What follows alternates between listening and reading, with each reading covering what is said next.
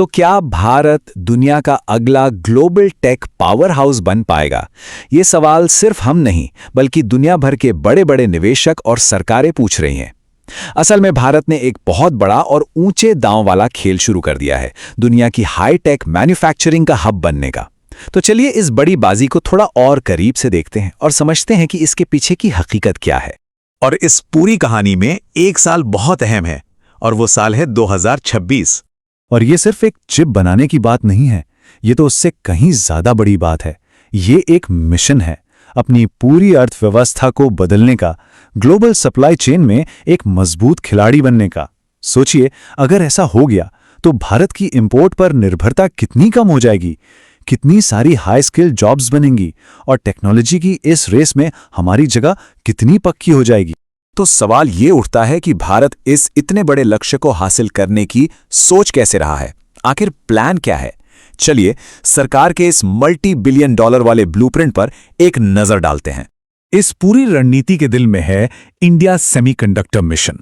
आप इसे ऐसे समझ सकते हैं कि ये एक मजबूत लोकल इकोसिस्टम के लिए बीज बोने जैसा है। मकसद साफ है, चिप बनाने जैसी जरूरी टेक्नोलॉजी के लिए किसी और देश पर निर्भर ना रहना पड़े।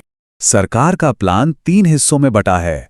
पहला, पीएलआई स्कीम्स। इनसे लोकल कंपनीज को ज्यादा प्रोडक्शन करने के लिए इंसेंटिव मिल रहा है। दूसरा, खास डेडिकेटेड पार्क्स बनाए जा रहे हैं जहां वर्ल्ड क्लास इंफ्रास्ट्रक्चर होगा। और तीसरा, सबसे जरूरी, एएसएमएल जैसी जो दुनिया की बड़ी बड़ी कंपनियां हैं, उनकी टेक्नोलॉजी और एक्सपर्टीज को भारत लाना। और हां, ये कोई छोटा मोटा प्रयास बिल्कुल नहीं है। यहां बात हो रही है $150 बिलियन से भी ज्यादा के इन्वेस्टमेंट की। मतलब ये आंकड़ा ही बताता है कि भारत इस लक्ष्य को लेकर कितना ज्यादा सीरियस है। लेकिन देखिए, पैसा और प्लान्स, ये तो कहानी का बस एक हिस्सा है।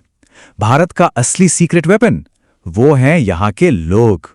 सही बात है, भारत के पास दुनिया का सबसे बड़ा वर्कफोर्स है, इसमें कोई शक नहीं। पर सवाल यह है कि क्या इस हाईटेक मैराथन को दौड़ने के लिए हमारे पास सही जूते हैं?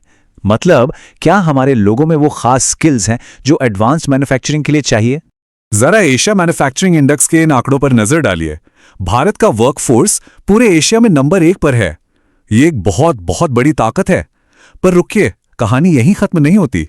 और अच्छी खबर यह है कि स्किल डेवलपमेंट पर काम बहुत तेजी से हो रहा है। देखिए, सरकार का लक्ष्य था 10 साल में 85,000 प्रोफेशनल्स को ट्रेन करना, और सिर्फ 4 साल में ही 65,000 को ट्रेन किया जा चुका है। मतलब तैयारी तो शेड्यूल से भी आगे चल रही है। लेकिन क्या ऐसा हो सकता है कि भारत खुद ही अपने रास्ते का सबसे बड़ा रोड़ा बन जाए? चलिए अब जरा उन अंदरूनी चुनौतियों की बात करते हैं जो इस बड़े सपने को पटरी से उतार सकती हैं। ये आंकड़े भारत के एक अजीब सी कहानी बताते हैं। देखिए, एक तरफ तो हमारे पास वर्ल्ड क्लास वर्कफोर्स है, एक तेजी से बढ़ती इकोनॉमी है, लेकिन दूसरी तरफ हम टैक्स पॉलिसी, पॉलिटिकल रिस्क जैसी चीजों में काफी पीछे हैं। और यही जो दोहरी तस्वीर है ना, यही सबसे बड़ी चुनौती है। और एक बहुत बड़ी कमजोरी है इंपोर्ट पर हमारी निर्भरता। ये भारत की एचीलीज हील है, कह सकते हैं। ये एक ऐसी प्रॉब्लम है जो हमारे पूरे मैन्युफैक्चरिंग सेक्टर को खतरे में डाल सकती है। एक उदाहरण से समझते हैं, फार्मा सेक्टर को ही देख लीजिए। हम अपनी दवाइयों के लिए जो जरूरी कच्चा माल है, उसका 74% से ज्यादा चीन से इंपोर्ट करते हैं। यह आंकड़ा सच में चौंकाने वाला है और हमारी सप्लाई चेन की कमजोरी को साफ साफ दिखाता है। तो अब ये तो हुई देश की अंदरूनी बातें, पर बाहर दुनिया में जो कुछ हो रहा है वो भी तो असर डालेगा। तो चलिए अब जरा उन ग्लोबल मौकों और खतरों पर भी एक नजर डालते हैं। मैकेंजी ने हाल ही में एक बात कही जो आज के हालात को एकदम सही बयां करती है। हम एक ऐसी दुनिया में हैं जहां कुछ भी पक्का नहीं है, सब कुछ अनिश्चित है, और भारत के लिए इसका सीधा मतलब है कि उसे हर तरह की अनएक्सपेक्टेड सिचुएशंस के लिए तैयार रहना होगा। लेकिन पता है, इसी अनिश्चितता में एक बहुत बड़ा मौका भी छिपा है। अंदाजा है कि अगले 10 सालों में करीब 12 से 14 ट्रिलियन डॉलर का ग्लोबल ट्रेड रीशफल हो सकता है। दुनिया भर की कंपनियां अब अपनी सप्लाई चेन को एक जगह पर नहीं रखना चाहती, और यहीं पर भारत अपने आप को एक बेहतरीन ऑप्शन के तौर पर पेश कर सकता है। पर हां, मौके हैं तो खतरे भी कम नहीं हैं। हम बात कर रहे हैं जियोपॉलिटिकल टेंशन्स की, बढ़ते हुए ट्रेड टैरिफ्स की और एक्सपोर्ट पर लगने वाले कंट्रोल की। ये सारी चीजें भारत के मैन्युफैक्चरिंग प्लान पर सीधा असर डाल सकती हैं।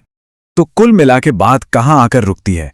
भारत आज एक ऐसे मोड़ पर खड़ा है, एक ऐसे चौराहे पर जहां एक रास्ता तो जबरदस्त कामयाबी की तरफ जाता है, लेकिन दूसरे रास्ते पर उतने ही बड़े खतरे भी हैं। तो सवाल वही है, क्या भारत का ये हाई स्टेक दांव काम कर जाएगा? क्या भारत एक मैन्युफैक्चरिंग जाइंट बन पाएगा? देखिए, इसका जवाब तो सिर्फ वक्त ही देगा, लेकिन एक बात तो तय है, पूरी दुनिया की नजरें भारत पर हैं।